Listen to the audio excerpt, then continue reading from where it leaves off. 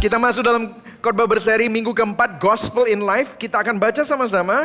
Ayat kita hari ini bicara tentang Roma 1 ayat 18 sampai 25.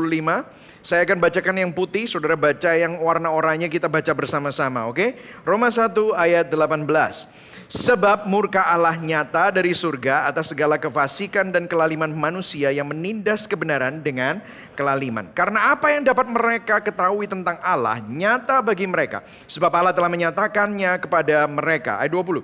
Sebab apa yang tidak nampak daripadanya, yaitu kekuatannya yang kekal dan keilahiannya, dapat nampak kepada pikiran dari karyanya sejak dunia diciptakan, sehingga mereka tidak dapat berdalih. Ayat 21. Sebab sekalipun mereka mengenal Allah, mereka tidak memuliakan Dia sebagai Allah atau mengucap syukur kepadanya. Sebaliknya pikiran mereka menjadi sia-sia dan hati mereka yang bodoh menjadi gelap. Ayat 22. Mereka berbuat seolah-olah mereka penuh hikmat, tetapi mereka telah menjadi bodoh. Mereka menggantikan kemuliaan Allah yang tidak fana dengan gambaran yang mirip dengan manusia yang fana, burung-burung, binatang-binatang yang berkaki empat, atau binatang-binatang yang menjalar. Ayat 24. Karena itu Allah menyerahkan mereka kepada keinginan hati mereka yang akan kecemaran, sehingga mereka saling mencemarkan tubuh mereka. Sebab mereka mengganti kebenaran Allah dengan dusta dan memuja dan menyembah makhluk dengan melupakan penciptanya yang harus dipuji selama-lamanya. Amin. Kemudian ada ayat yang terakhir kita akan baca, Keluaran 20 ayat 3. Jangan ada padamu Allah lain di hadapanku. Nah, hari ini kita akan bicara tentang dosa di balik dosa. The sin beneath the sin. Poin saya ada 3 ya saudara ya. Yang pertama, kita semua menyembah Allah yang palsu. Apa saja Allah palsu itu? Kemudian yang kedua, menyembah Allah palsu itu adalah sebuah kebodohan. Kenapa? Kita akan bicarakan hal itu. Dan apa yang harus kita lakukan dengan Allah palsu itu. Nah, kita masuk ke dalam poin yang pertama. Kita semua menyembah Allah yang palsu, dan apa saja Allah yang palsu itu. Nah, saudara, kalau saudara tadi baca di Keluaran 20 ayat 3. Ini adalah perintah pertama dari 10 perintah Allah. Dan dikatakan bahwa jangan ada padamu Allah lain di hadapanku. Alkitab gak bilang begini, kamu harus punya Tuhan atau kamu harus menyembah Tuhan. Alkitab mengasumsikan bahwa kita pasti menyembah Tuhan atau pasti menyembah sesuatu. Tetapi pertanyaannya, Tuhan yang mana? Sedangkan ayat tadi yang kita baca adalah panggilan untuk menyembah Tuhan yang benar. Alasan kenapa perintah pertama ini dibuat karena dosa yang paling mendasar, dosa di dalam dosa, kita menyembah Allah yang tidak benar. Kita semua memiliki kecenderungan untuk itu. Kalau kita memahami perintah ini, artinya kita memahami diri kita yang berkecenderungan dosa ini. Karena dosa itu sebenarnya adalah mengenai penyembahan. Kalau saudara tidak melakukan yang satu, maka sebenarnya saudara tidak akan melakukan yang kedua sampai yang ke-10. Maksudnya saudara pasti tidak berdosa kalau saudara tidak melanggar yang satu itu. Nah, setiap manusia menyembah sesuatu. Kalau ada orang yang bilang, oh aku gak punya agama, aku gak percaya Tuhan. Alkitab berkata, omong kosong. Semua orang punya Tuhan. Masalahnya Tuhannya belum tentu seperti Tuhan yang dikatakan oleh agama. Bahkan saya mau katakan kepada saudara, orang Kristen, aku orang Kristen, aku nyembahnya Tuhan Yesus. Betul, tapi kita juga harus tahu bahwa setiap kita punya Allah-Allah yang lain selain Yesus. Dan itu kita bawa di dalam gereja, dan itu kita bawa dalam perjalanan iman kita sebagai orang Kristen. Dan Allah-Allah lain itu masih ada di dalam hati kita. Meskipun mulut kita bilang kita menyembah Yesus. Nah, ini benar-benar merupakan suatu kebenaran yang tidak terelakkan. Coba kita lihat di Roma 1 tadi dikatakan, sebab mereka menggantikan kebenaran Allah dengan dusta, memuja dan menyembah makhluk dengan melupakan penciptanya. Bahasa Inggrisnya lebih bagus. Worship and serve the creature, the creation, rather than the Creator. Jadi tidak menyembah sang pencipta, tetapi kita ini mempunyai kecenderungan menyembah ciptaan. Ada seorang artis namanya Bob Dylan. Ini kan dibilang di sini worship and serve. Seakan-akan itu dikondisikan bahwa manusia itu pasti melayani sesuatu. Nah, yang lucu ini ada seorang artis namanya Bob Dylan. Dia pernah menulis lagu. Salah satu lagunya adalah gini, you're gonna have to serve somebody. Insting sebagai artis, dia memahami antropologi manusia. Dibilang bahwa manusia itu pasti melayani seseorang atau sesuatu. Dan Alkitab mengatakan itu benar. Kita pasti memuja sesuatu, kita pasti hidup dan berjuang untuk sesuatu, kita pasti bersandar akan sesuatu. Nah, kalau saudara baca buku psikologi, buku sosiologi, itu selalu dibicarakan bahwa manusia mempunyai kebutuhan sosial, mempunyai kebutuhan untuk dikasihi, mempunyai kebutuhan. Nah, banyak sekali kebutuhan manusia bisa dikategorikan dengan berbagai macam kebutuhan. Ada banyak kebutuhan, that's good. Tetapi jika kita melihat di balik semua kebutuhan itu ada kebutuhan yang sangat mendasar, di mana setiap manusia pasti punya itu, yaitu di balik semua kebutuhan kita, di lubuk hati yang terdalam adalah kebutuhan untuk menyembah. Nah, saudara, saya pernah bicara ini beberapa kali. Kalau saudara pergi ke kebun binatang, saudara pergi ke hutan, saudara tidak akan menemukan sekelompok kera menyembah pohon pisang. Nggak akan, saudara. Saudara nggak akan menemukan sekelompok gorila menyembah singa. Nggak akan, saudara. Ya pasti singanya akan menyerang gorilanya gitu, saudara ya. Tetapi kemanapun saudara pergi, ke suku manapun yang paling primitif, gak ada teknologi, masih telanjang, masih sangat terbelakang. Apa yang saudara bisa temukan? Ada kesamaan di semua makhluk manusia yang namanya manusia. Mereka mempunyai sistem agama. Selalu ada. Kenapa? Because di balik semua kebutuhan kita sandang pangan papan, di dalam lubuk hati yang terdalam, kita memiliki kebutuhan untuk menyembah. Kita rela melakukan sesuatu. Rela berkorban, berjuang bahkan untuk mendapatkan kebutuhan untuk menyembah. Makanya saudara, kalau kita baca, kita mau zoom in dengan dua kata-kata di sini. Roma 1 ayat 25 tadi. Memuja dan menyembah makhluk dengan melupakan penciptanya. Nah, ini kurang tepat memuja dan menyembah. Karena lebih cocok apa? Worship and served. Nah, worship artinya kita memuliakan sesuatu. Hati kita terpikat oleh sesuatu. Hati kita memandang sesuatu itu berharga. Tetapi di sini bukan hanya worship. Dikatakan kita serve. Melayani. Mengapa kok kita melayani? Artinya begini, saudara, dengarkan. Saat kita terpaut pada sesuatu, hati kita itu menganggap sesuatu itu berharga. Kita rela repot untuk hal itu. Kita rela berkorban. Kita rela melakukan segala-galanya untuk mendapatkannya. Sehingga when you worship something, you must serve that thing. Akhirnya saudara pasti akan obey sama master itu. Apapun itu.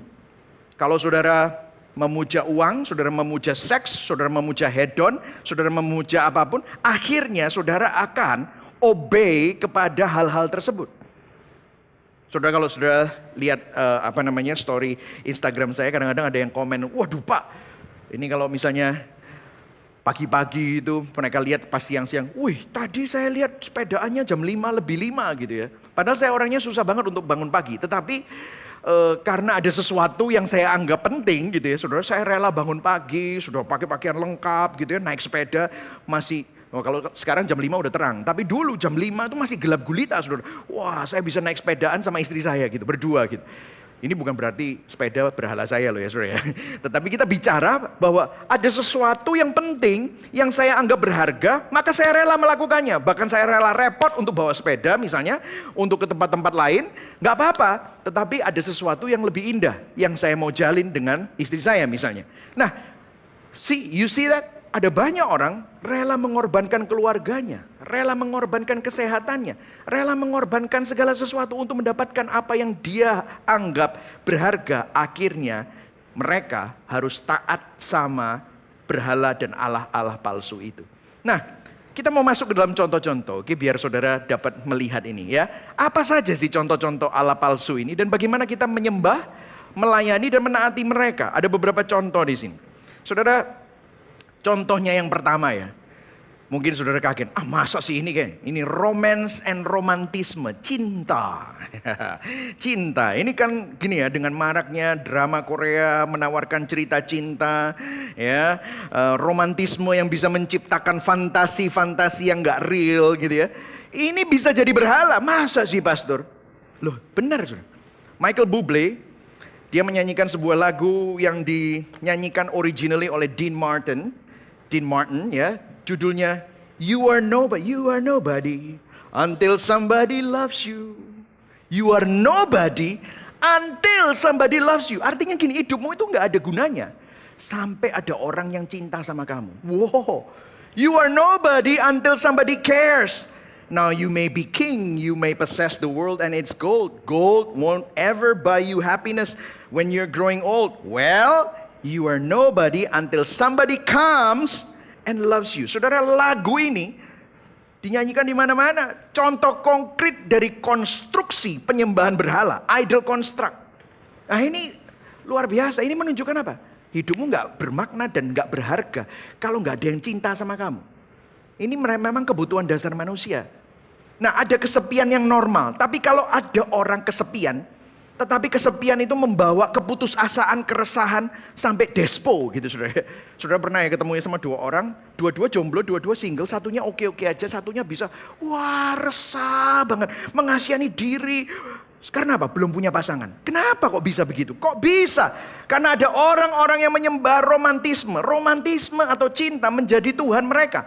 Dan kalau Tuhan mereka itu cinta dan saat mereka tidak menemukan cinta, maka seakan-akan Tuhan mereka yaitu cinta itu sedang mengutuk kita. Seakan-akan kita dikasih tahu, kamu gak berharga.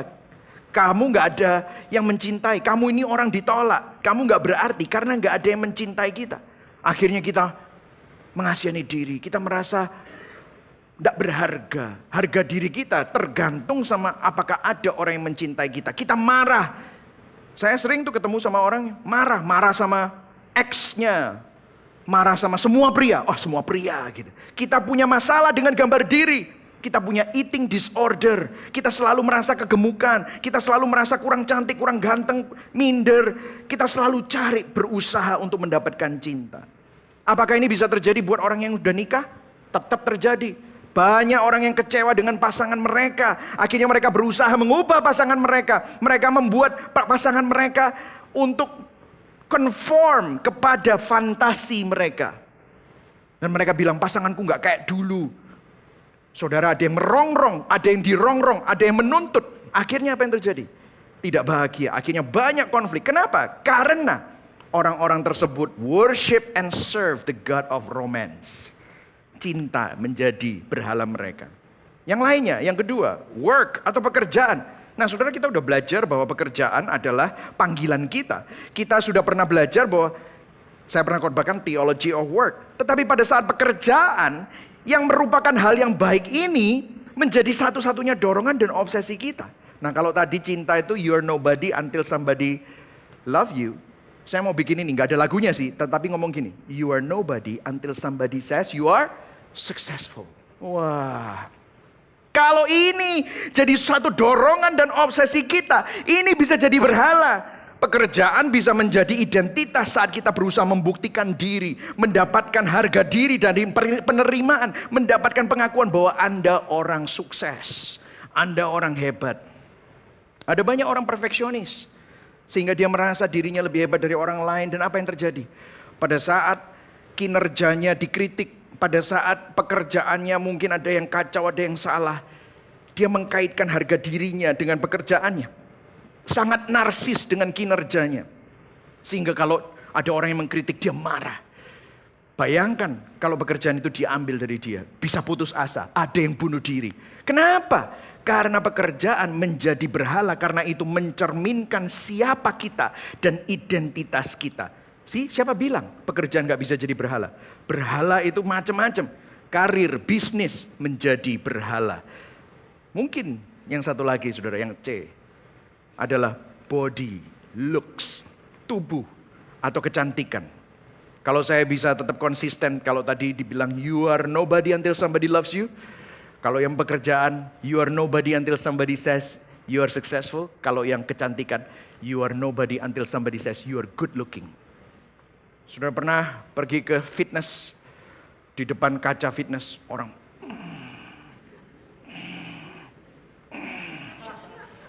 lihat, wah saudara, saya nggak bilang semua orang fitness kayak memberhalakan tubuhnya ya. Tetapi saya pernah pergi ke toko, sebuah toko lewat gitu, nggak usah saya sebutkan di mana. Nama tokonya Body Worship, keren. Saya nggak masuk sih, saya nggak masuk ya. Tapi saya lihat, ini baju-baju yang dijual di sana, baik laki-laki maupun perempuan. Wah, ini bajunya itu kalau misalnya yang laki-laki itu nguaper kayak lemper gitu, saudara. Wah, pokoknya kalau kita yang pakai ya, orang-orang seperti kita yang pakai, wes kacau lah pokoknya. Welek pasti. Yang perempuan juga gitu. Wah, semuanya menonjolkan bentuk tubuhnya gitu, saudara. Makanya no wonder body worship. Apakah tubuh bisa jadi berhala? Allah palsu? Tentu saja saat kita terobsesi dengan kecantikan kita, dengan semua fitness kita, otot kita. Saya pernah ngomong-ngomong sama seorang model yang bilang begini, if I don't have my looks, I don't have my beauty, I have nothing. Wow. Kalau aku gak punya kecantikanku, aku gak punya kemolekanku, aku gak punya apa-apa. Artinya kecantikan adalah segala-galanya bagi orang itu. Identitasnya, sumber harga dirinya. Nah, ini masalah gak? Of course masalah. Kenapa? Tubuh kita menua. Yang kenceng jadi melorot, saudara. Yang kolagennya bagus ini ya. Kalau guyu 1 hari nanti guyunya tidak balik, saudara. Ini habis kolagennya, makanya perlu disuntik kolagen terus, saudara. Keriput akan melorot. Semua yang berotot akan jadi lemak. Apa yang cantik akan mengalami kemerosotan. Imagine kalau tiba-tiba apa yang kita banggakan waktu umur 50, 60. When those things are gone. Makanya saudara sering ketemu ya. Orang-orang yang berduit. Mukanya plastik bener, saudara. Plastik aneh mukanya. Saya sering ketemu di LA, saudara. Wih. Surprise. Kayak orang kaget terus mukanya. Wah. Gitu. Guyune. Serem, saudara. Karena disuntik gak karu-karuan, saudara. Mereka berusaha mempertahankan apa? Kemolekannya. Sampai gak molek lagi. Sampai kayak robot, saudara. Udah kayak monster. Menyedihkan. C. Certainty, kepastian. Saudara, ada begitu banyak orang yang resah, khawatir, takut, gak tenang. Kalau saya mau konsisten, you are nobody. Kalau ini saya kasih sedikit berbeda. You will not rest until you know for sure. Ada kepastian. Kita gak berani nikah sampai kita tahu pasti. Kita gak berani ambil langkah iman.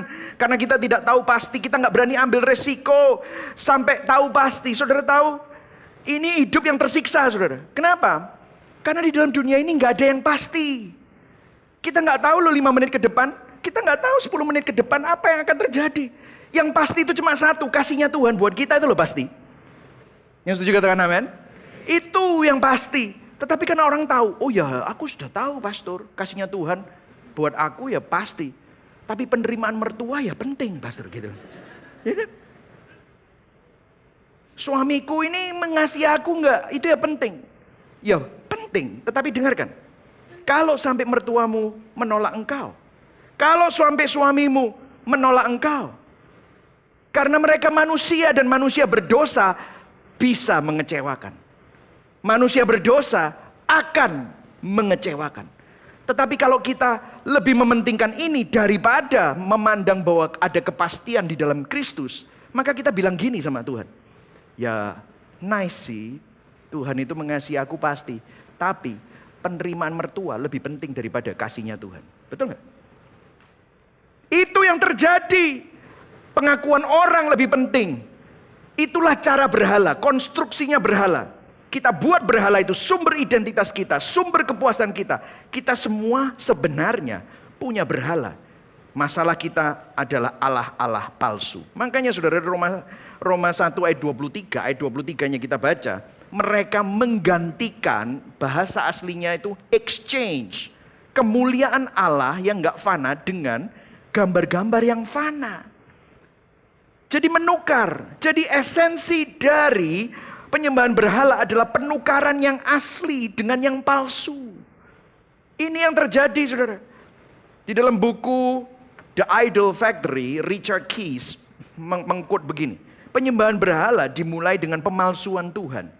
Karena hanya dengan Tuhan yang palsu, seseorang dapat tetap menjadi pusat kehidupan.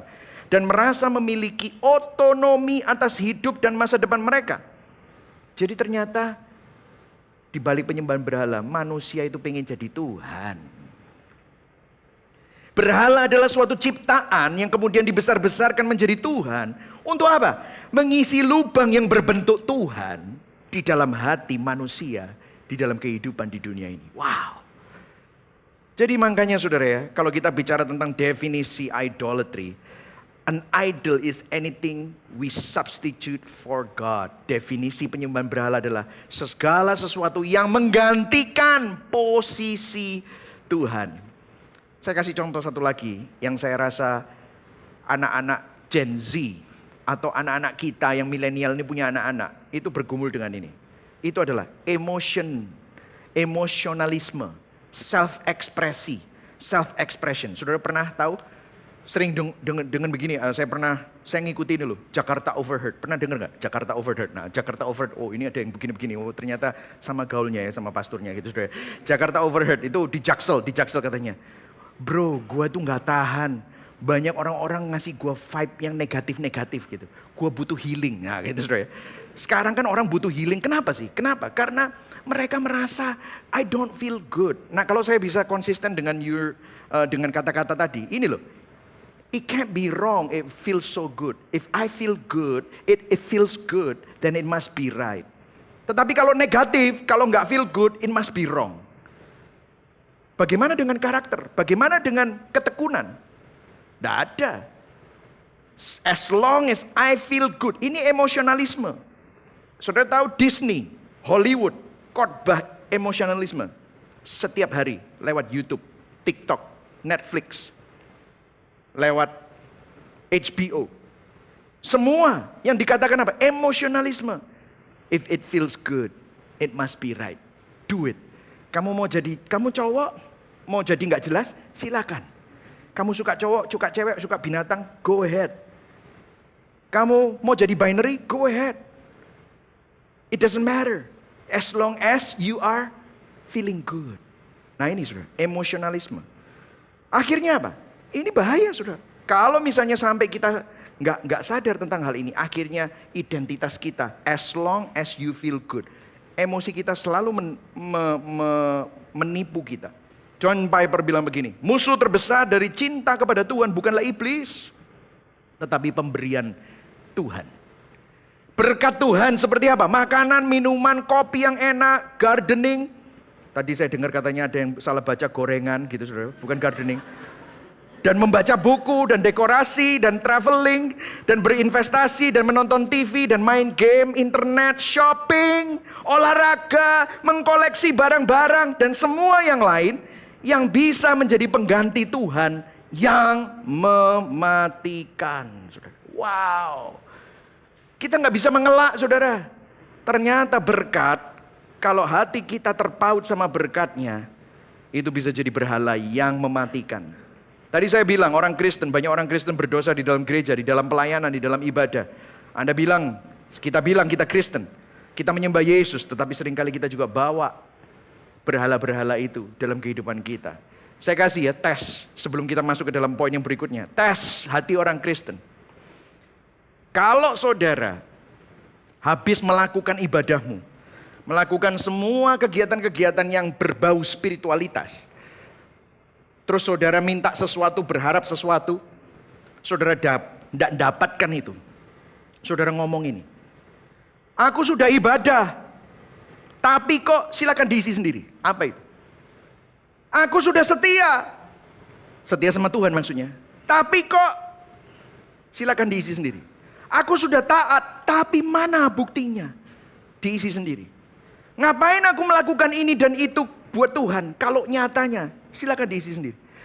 Kalau saudara berbicara seperti ini, sebenarnya kita ini penyembah berhala. Artinya apa? Ibadah kita, kesetiaan kita, ketaatan kita, hal-hal yang kita lakukan yang bernilai spiritualitas, itu sebenarnya untuk mendapatkan yang terutama, yang kita cari, yang kita minta itu, tapi gak dapat dan kita kecewa. Apa itu? Periksa hati kita. Makanya Rasul Paulus pernah bicara di Roma mengenai orang Israel yang agamawi, tapi hatinya sebenarnya jauh daripada Tuhan. Dikatakan begini, Roma 10 ayat 2-3. Sebab aku dapat memberi kesaksian tentang mereka. Mereka ini siapa? Orang-orang Yahudi, orang-orang Israel yang melakukan kegiatan agama, tetapi hatinya sebenarnya tidak cinta Tuhan.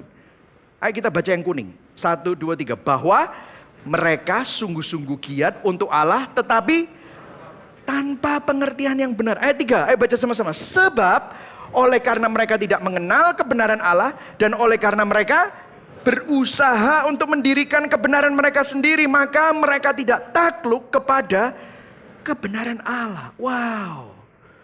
Jadi mereka giat, tetapi tanpa pengertian yang benar. Karena mereka penyembah-penyembah berhala. Saudara, termasuk dalam poin yang kedua, penyembah-penyembah berhala, menyembah ala-ala palsu. Itu adalah kebodohan. Nah kalau saudara baca di ayat 22, kita baca sama-sama yang ayat 22 ya. Yang orangnya itu, 1, 2, 3. Mereka berbuat seolah-olah mereka penuh.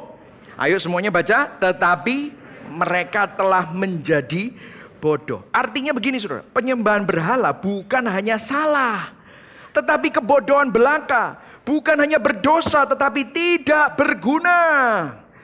Apa contohnya? Allah-Allah palsu tidak akan pernah mampu bertahan di dalam menghadapi tantangan realita kehidupan. Saya kasih beberapa alasan ya. Kalau penyembahan berhala itu adalah kebodohan. Yang pertama adalah saat kita menyembah berhala terus kena suffering, kena penderitaan. Penderitaan membuat kita sadar bahwa apa yang kita andalkan selain Tuhan, ala-ala palsu kita, berhala kita, tidak mampu menolong kita saat ada penderitaan. Pandemi menunjukkan, kamu gak peduli ganteng, gak peduli cantik, gak peduli biasa-biasa, pada waktu ada virus Delta, apa yang terjadi?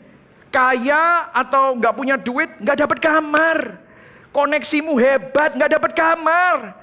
Ada banyak orang yang punya koneksi tetapi akhirnya nyawanya harus berpulang. Kenapa? Padahal mereka andalkan mungkin koneksi itu. Mereka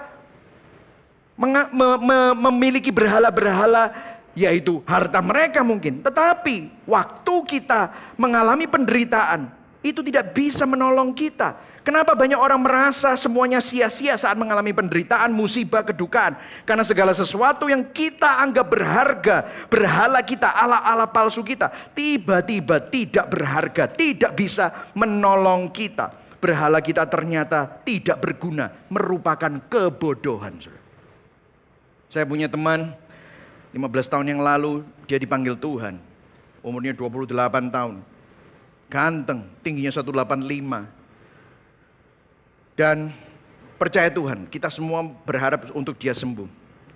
Dia pernah bilang begini, Komai gak akan tahu apa yang berharga dalam dunia ini. Sampai kita ini semua harus tidur di tempat tidur di rumah sakit di ICU.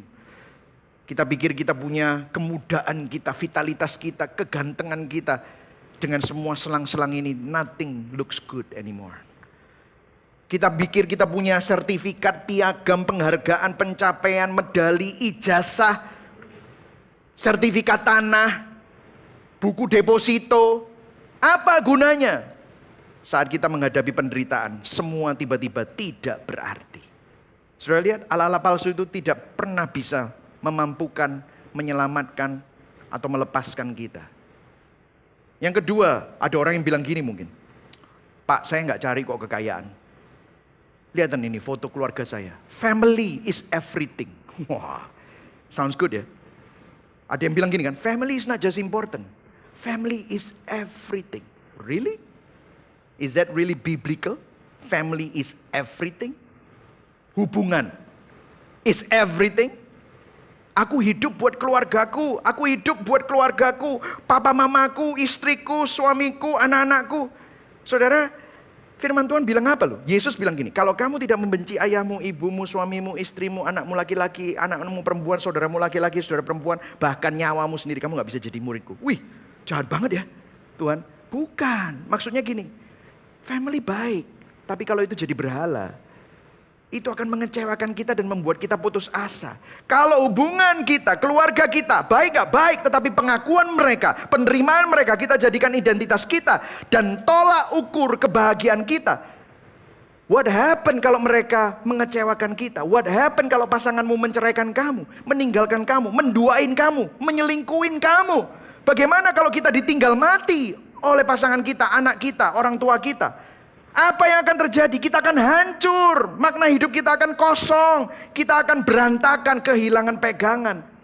Yeremia 2 ayat 28 berkata, saya nggak ada di sini, tetapi saya baca buat saudara. Waktu Yeremia menegur bangsa Israel karena bangsa Israel penyembah berhala. Dan pada saat itu sedang ditindas di dalam pembuangan. Dikatakan, di mana para allahmu yang kau buat untuk dirimu? Biarlah mereka bangkit jika mereka dapat menyelamatkan engkau pada waktu malapetakamu. Berhala kita tidak bisa menyelamatkan kita. Hubungan yang fana di dunia ini sangat rentan. Karena mereka semua juga manusia yang berdosa yang bisa mengecewakan kita. Belum lagi realitas kematian yang pasti yang harus kita hadapi semua. Kalau hubungan itu menjadi berhala kita, pegangan kita, harga diri kita akan kecewa. Belum lagi yang ketiga, yang terakhir ini. Hati nurani, conscience. Saya banyak ketemu, berjumpa dengan, aduh pastor saya menyesal. Keputusan hidup saya nggak bisa ngampuni aku. Aduh coba, dulu aku nggak investasi itu. Wah gitu ya saudara. Aduh coba aku nggak nikah sama dia. Coba aku nggak bisnis partner sama orang itu. Uripku gak soro pastor. Hidupku gak akan kesusahan. Banyak orang ternyata seperti ini, memiliki penyesalan, memiliki rasa kecewa terhadap diri sendiri. Belum bisa move on dari kegagalan masa lalu. Kenapa? Karena hati nurani. Begini saudara, waktu kita menyembah berhala, berhala itu janjiin sesuatu. Dan waktu kita ngejar itu, tetapi kita gagal dan gak dapat itu. Waktu ternyata kita gak mampu mendapatkan apa? Pencapaian, cinta, kecantikan, fitness, kepuasan. Kita gagal, apa yang terjadi? Hati nurani kita menyalahkan kita. Kita merasa bersalah. Hati kita bilang, tuh kan memang kamu orang gagal. Kamu itu memang gak ada yang cinta sama kamu. Kamu itu memang jelek. Kamu itu memang orang yang buruk. Kenapa? Karena berhala itu tidak bisa menolong kita. Tidak pernah memampukan kita. Berhala itu membuat kita justru malah tertuduh. Sehingga kita jadi orang yang minder, mengasihani diri sendiri. Menghukum dan menuntut, itulah berhala. Tetapi kalau Tuhan, kalau dia janji, dia tepati. Bukan hanya ditepati, saudara didampingi. Bukan hanya didampingi, bahkan Roh Kudus mengaplikasikan janjinya dalam hidup kita. Bukankah itu kabar baik, saudara? Tetapi berhala tidak melakukan itu. Nah saudara coba perhatikan ya. Apa yang terjadi kalau kita hidup dalam penyembahan berhala? Salah satu yang mengerikan yang disampaikan di dalam perikop ini adalah di ayat 24. Yang perlu kita perhatikan dan nanti ini ada hubungannya dengan gospel connection. Roma 1 ayat 24 di sini. Ini menarik saudara. Kita baca sama-sama ya. 1, 2, 3. Karena itu Allah menyerahkan mereka kepada apa? Keinginan hati mereka. Stop dulu ya. Allah menyerahkan. Katakan sama-sama, menyerahkan. Itu bahasa aslinya membiarkan. Seakan-akan Allah menyerah kalah. Wis, terserah. Kamu mau hidup dalam berhala? Silakan. Kepada siapa diserahkannya? Keinginan hati mereka. Bahasa aslinya lust, hawa nafsu, the desire of their heart. Nah bahasa aslinya adalah epitumia. Ulangi saya sama-sama katakan. 1, 2, 3. Epitumia. Lust, the desire of their heart. Craving, keinginan hati, nafsu atau dambaan. Epitumia, epi-desire. Epicenter the desire, menaruh sesuatu di tengah hati manusia. Tuhan berikan hal itu, Tuhan serahkan hal itu kepada para penyembah berhala. Ini adalah bentuk murka Allah. Membiarkan berhala itu menjadi pusat kehidupan orang-orang berdosa. Ada seorang yang menarik ini ya, ada seorang pujangga Inggris namanya Oscar Wilde. Oscar Wilde, dia bukan orang Kristen, dia bilang gini. Saya nggak tahu apakah dia pernah baca Roma 1. Tapi dia bilang begini, by the way dia nggak bilang God sebagai Tuhan, tapi gods, karena dia nggak agnostik. Dia bilang, when the gods wish to punish us, they answer our prayer. Waktu Tuhan mau menghukum kita, dewa-dewa itu menjawab doa kita. Oscar Wilde, dia bisa tahu betapa jahatnya hati manusia. Dia bilang gini, ketika dia mendapatkan hal-hal yang paling didambakan dalam hatinya, itu bisa jadi adalah kabar buruk bagi dia. Kenapa? Karena itu bisa menjerumuskan dia kepada kejahatan justru. Karena hati kita ini rusak orientasinya. Hati kita memiliki keinginan untuk menyembah berhala. Hati kita memiliki obsesi yang gak sehat terhadap hal-hal yang fana. Keinginan-keinginan yang penuh dengan hawa nafsu yang berlebihan. Hal yang terburuk yang mungkin bisa jadi Tuhan lakukan adalah memberikan apa yang saudara dan saya inginkan dan menyerahkan kita kepada keinginan daging kita. Saudara, ini sangat bertentangan dengan apa yang dikhotbahkan di mimbar-mimbar prosperity gospel. Seakan-akan kalau Tuhan memberkati kita, itu adalah tolak ukur perkenanannya. Tapi firman ini bilang apa? Justru enggak. Kalau Tuhan ngasih the desire of your heart yang penuh dengan keserakahan, jangan-jangan Tuhan itu justru menyerahkan hatimu kepada epitomia itu tadi. Jadi saudara, kita perlu sadar bahwa hati kita ini penuh dengan Allah-Allah palsu. Nah, sekarang pertanyaannya adalah yang begini kan. Apa yang harus kita lakukan dengan Allah-Allah palsu itu? Saya mau memberikan beberapa langkah praktis dan kemudian Injilnya, ya saudara ya. Apa yang harus kita lakukan? Nah, firman Tuhan tadi berkata di ayat 25 bahwa mereka menggantikan kebenaran Allah dengan dusta dan memuja dan menyembah makhluk, creation, dan melupakan kreator, pencipta. Nah, apa yang harus kita lakukan? Ya dibalik saudara. Kita jangan gantikan kebenaran dengan dusta. Justru kita harus gantikan, kenali dusta-dusta yang ada di culture, kenali dusta-dusta yang ada di dunia, dan kita tukar justru dengan kebenaran. Jadi gantikan dusta dengan kebenaran. Gantikan berhalamu dan sembahlah Tuhan. Yang setuju katakan amin. Ya, ini memang kebenarannya harus seperti ini saudara. Nah, gimana caranya? Nah, saya mau memberikan langkah-langkah praktisnya supaya saudara at least tahu. Ini langkah-langkah praktis bukan untuk membuat saudara sukses, untuk membuat saudara omsetmu naik, bukan itu ya. Kalau enggak, kalau saya ngajarin itu nanti saya ngajarin Anda jadi penyembah berhala ya saudara ya. Tetapi langkah-langkah praktis ini supaya Anda bisa lepas dari berhala-berhalamu. Yang pertama saudara, ya kalau saya bilang 3A, itu telusuri emosimu dan expose berhalamu. Maksudnya apa telusuri emosimu? Setiap kita punya emosi, rasa takut, resah, rasa insecure. Apa sih yang bikin kamu takut itu? Coba dicari, kata-kata apa yang muncul di pikiranmu? Kata-kata apa yang muncul di hatimu? Yang membuat engkau resah, khawatir, insecure. Mungkin seperti ini kata-katanya. Gak ada yang cinta ambil kamu toh. You're not somebody because nobody loves you. Berarti romantisme, cinta. Kamu belum sukses, kamu belum jadi orang. Konsep bedes. Aku bedes. Aku harus kerja keras untuk jadi orang. Hah? Betul saudara? Sehingga apa? Kesuksesan, work, pekerjaanmu, karirmu. Kamu masuk dalam hitungan orang-orang. Lihat tentang kamu, welek, pesek, ireng, lemu. Apa yang terjadi? Saudara harus kenali kata-kata ini yang membuat kamu merasa minder, membuat kamu rasa takut, kuasa khawatir. Kamu khawatir terus kenapa? Gak pasti toh, gak pasti. Masa depan, kon kanker kon maring ini. Bangkrut, melarat kon. Waduh, takutan. Dewean kon. Cekelen iku anak-anakmu nek gak diambil mantumu iku wis. Apa yang terjadi? Saudara takut, resah. Saudara harus bilang, no, you're not real. Halo? Saudara harus bilang, no, you're not real. Kamu adalah berhala. Hardik dia, expose dia. You have to know that. Saudara jangan ditipu lagi. Saudara tahu waktu saudara mengalami voices seperti itu. Kita harus menelusuri emosi kita dan mengekspos berhala kita. Saudara kadang-kadang ya waktu kita mengalami krisis dalam kehidupan kita, kita mengalami suatu kebutuhan.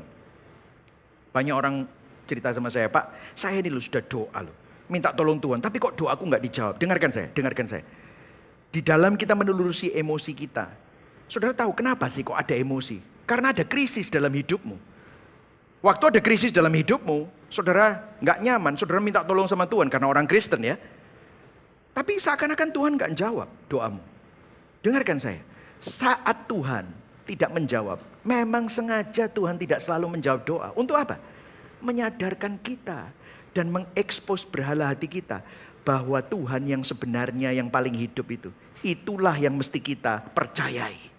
Yang setuju katakan amin. Jangan sampai kita ini di tengah-tengah ini semua kita harus sadar loh, kalau ternyata nggak dijawab sama Tuhan, bersyukur. Kadang Tuhan mengizinkan kita mengalami hal-hal yang nggak enak atau menggunakan suffering yang ada di dalam dunia ini. Dan tidak selalu menjawab doa kita. Karena hanya saat kita mengalami penderitaan, saat kita sadar ternyata berhala kita itu adalah Allah-Allah palsu, kita baru sadar bahwa kita butuh Tuhan yang asli dan yang hidup di dalam kehidupan kita. Yang setuju katakan amin. Baru sadar, iya ya. Yang kedua saudara, berduka dan bertobat atas berhala kita. Hah, maksudnya apa pastor berduka? Saudara dengarkan ya.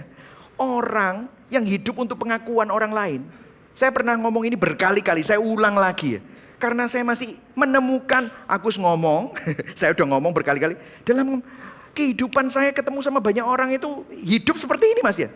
You know, we buy things we don't need with money that we don't have to impress people that we don't like. Kita beli barang yang kita nggak perlu dengan uang utangan, pakai kredit card, ya, nggak punya uang, beli barang-barang mewah untuk apa? Mendapatkan pengakuan orang-orang yang kita nggak suka.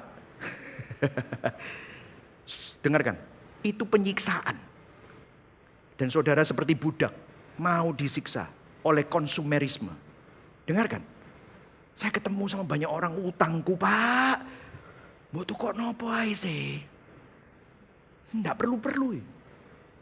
Tas, hal-hal yang nggak perlu-perlu ya. Barang-barang mewah, padahal kos-kosan. Buat apa? Ya pak, untuk supaya bergaul pak. Waduh, kamu seneng tak? Mereka cinta tak sama kamu? Yesus lo cinta sama kamu. Kamu mau pakai apa? Justru dia masuk ke dalam kandang yang paling hina. Untuk ketemu sama orang yang paling hina. Itu Tuhan kita. Kita perlu berduka bahwa kita ini menyakiti orang-orang di sekeliling kita. Anak kita sakiti. Pasangan kita sakiti. Demi apa? Pengakuan. Demi apa? Pekerjaan. Demi apa? Berhala. Kita perlu bertobat. Hanya dengan melihat betapa hidup kita ini disiksa. Saudara saya pernah punya pengalaman, maksudnya istri saya kalau misalnya bisa memberikan kesaksian. Dia pernah dulu memberikan kesaksian. My wife pernah anoreksia. Saudara. Jadi setelah anak yang pertama dia gain a lot, naik 25 kilo. Apa yang terjadi, dia berusaha untuk mau jadi kurus lagi, mau jadi sehat, berolahraga. Tapi kebablasan karena menjadi obsesi. Sehingga makanan ditimbang. Pagi bangun tidur dia timbang, habis kencing dia timbang, habis pup dia timbang, habis makan dia timbang. Kalau merasa keberatan dia ke-gym, pulang timbang lagi, habis mandi dia timbang lagi. Habis itu kalau habis makan siang, loh kok naiknya banyak, ke-gym lagi, sehari bisa ke-gym 3 kali. Habis itu saya pulang dari kerja, kita nonton TV di sebelah saya, sit up 350. Ngeri banget 350. Swar. Aku lunggu-lunggu, santai-santai. Kok guilty? Aku yang melok push up saudara. Apa yang terjadi? Dia nggak sadar. Sampai ada orang bilang, dokternya bilang, kamu ini anoreksik. Sampai ininya apa? Kadar lemaknya dia itu di bawah 15%. Saudara. Very lean segala macam. Tapi nggak happy. Sehari bisa 15-20 kali di atas timbangan. Sampai dia harus go through gospel renewal. Sampai akhirnya dia dilepaskan dari semua itu. Dan waktu dia akhirnya dilepaskan, dia makan burger katanya. Makan burger terenak ini. Karena enggak ada pressure. Aku disiksa ya Mike. Tanpa aku sadari. Saudara, berapa banyak kita hidup disiksa oleh berhala-berhala itu. Berhala itu Allah palsu yang menuntut, yang menjanjikan sesuatu tidak pernah menepati janji. Begitu kita gagal, dia kutuk kita. Dia bikin kita bersalah. Kita perlu berduka dan bertobat karena kita lebih percaya sama berhala-berhala itu daripada percaya sama Tuhan yang sudah mati bagi kita. Yang setuju katakan amin. Dan yang terakhir, bersuka akan Injil dan menyembah Yesus dengan melihat keindahannya. Nah saudara, ini kelihatannya klise, tapi saya mau kasih tahu kepada saudara ya. Jujur, siapa yang bisa bersuka dan menyembah Yesus secara terus-menerus tanpa berhenti? Siapa? Karena kita ini sedikit-sedikit lihat yang klip-klip lihat yang seksi-seksi, lihat yang kejeduk-jeduk, lihat yang hedon-hedon. Kita ini seneng kan sama itu? Apa cuman saya? Kita semua senengnya kayak gitu, saudara. Manusia itu senengnya kayak gitu. Kenapa? Kita sukanya hal-hal yang fana, ya hal yang hedon. Gimana kita bersuka? Bagaimana kita menyembah Yesus dengan melihat keindahannya? Alkitab menunjukkan sesuatu. Kita bisa belajar dari malaikat. Hah? Dari malaikat? Yes. Ada suatu persamaan kata-kata yang dipakai. Di 1 Petrus 1 ayat 10-12. Jangan baca dulu, saya ceritakan dulu. Petrus lagi nulis surat ini kepada jemaat. Dia bilang gini, kamu tahu nggak? Keselamatan, penebusan itu sudah direncanakan Tuhan dari sebelum perjanjian lama. Nabi-nabi itu menyelidiki, nabi-nabi itu menyampaikan kepada umat bahwa satu hari akan ada Mesias, disalib, menderita, mati dan bangkit. Itu semua ditulis.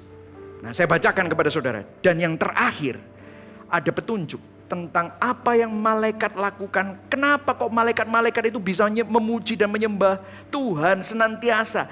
Dan kalau kita belajar dari seperti itu, ini akan memberikan kita suatu pencerahan.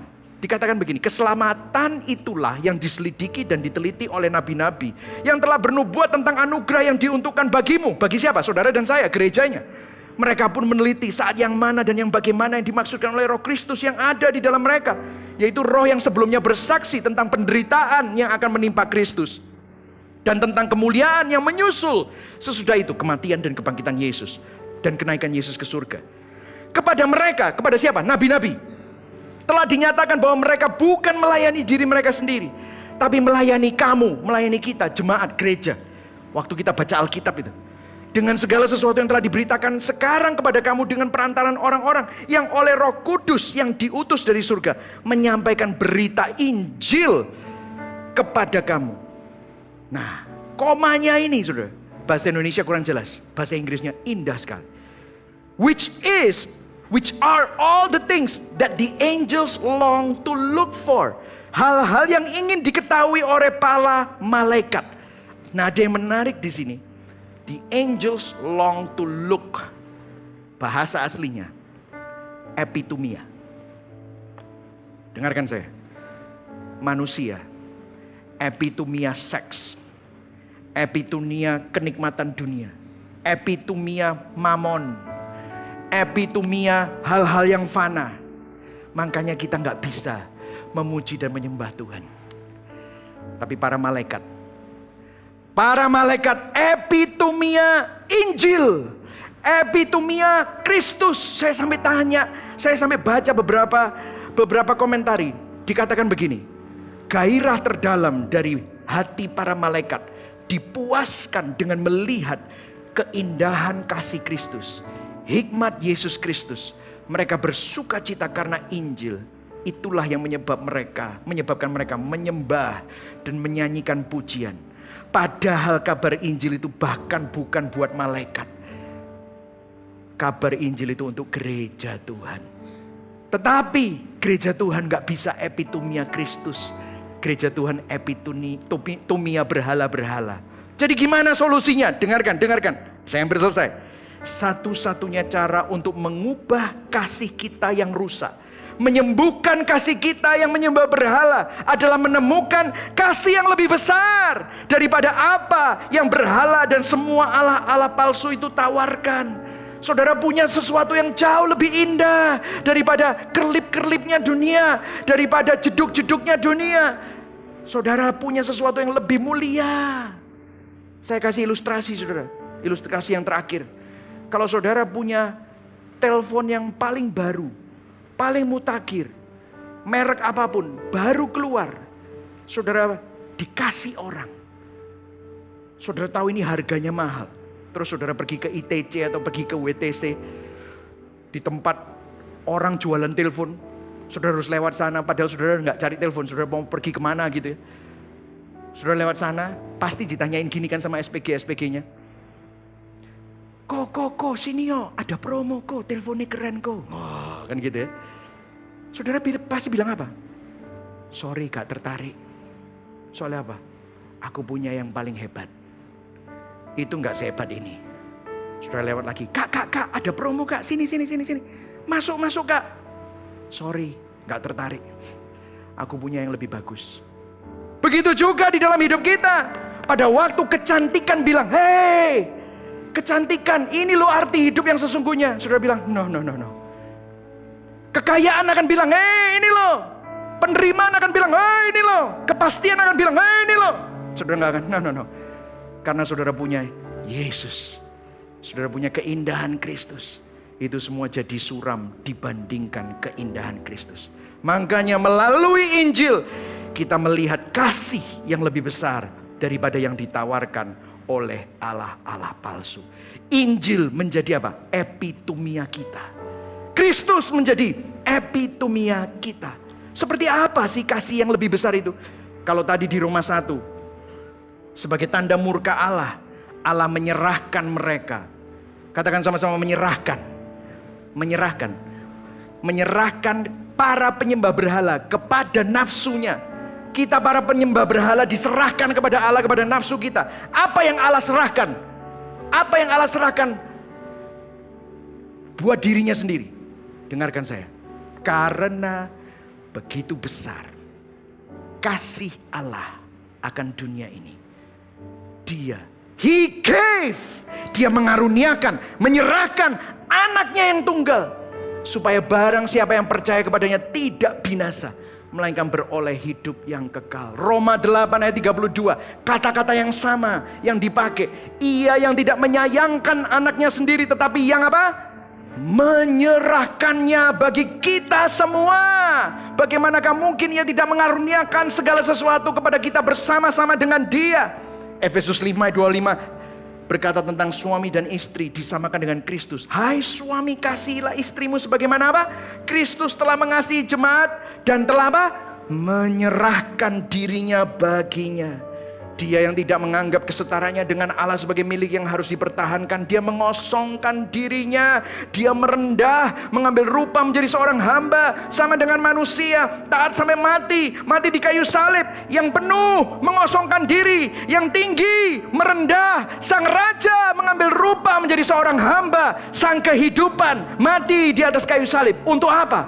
Bertukar tempat dengan kita penyembah berhala yang diperhamba oleh Allah-Allah palsu, yang meninggikan diri mau jadi seperti Tuhan. Mestinya kita yang dihukum, tetapi dia merendah, dia mengambil rupa menjadi seorang hamba untuk menebus kita, supaya kita tidak lagi diperhamba oleh berhala, tidak lagi diperhamba oleh Allah-Allah palsu. Kita dimerdekakan untuk menyembah Tuhan lagi. Kita dimerdekakan untuk melihat keindahan Kristus. Sehingga apa? Yang lain jadi redup, yang lain jadi suram. Tim Keller bilang gini, Jesus must become more beautiful to your imagination, more attractive to your heart than your idol. That is what will replace your counterfeit gods. Yesus harus menjadi lebih indah dari imajinasimu, lebih menarik bagi hatimu daripada berhalamu. Itulah yang akan menggantikan Allah-Allah palsu. Hari ini kita perlu bertobat. Let's epitomia the gospel. Epitomia Kristus. Epitomia Injil. Bukan epitomia kekayaan. Bukan epitomia kecantikan. Bukan epitomia penerimaan. Karena kita memiliki kekayaan yang terbesar, yaitu di dalam Kristus. Kita memiliki penerimaan terbesar, yaitu di dalam Kristus. Yang setuju berikan tepuk tangan buat Kristus. Amin saudara. Mari sama-sama panggil berdiri. Sebelum kita berdoa, saya selalu memberikan implikasinya. Karena Injil, kalau saudara mengalami emosi, telusuri emosimu, kita bisa melihat emosi kita, karena itu menunjukkan berhala kita. Amin saudara. Karena Injil, kita disadarkan dari kefanaan Allah-Allah palsu. Kita bisa melihat keindahan Kristus. Karena Injil, dalam setiap musim kehidupan kita, hati kita tetap tenang, karena Kristus cukup bagi kita. Karena Injil kebanggaan kita bukan apa yang dunia tawarkan dan apa yang ada di dunia, melainkan apa?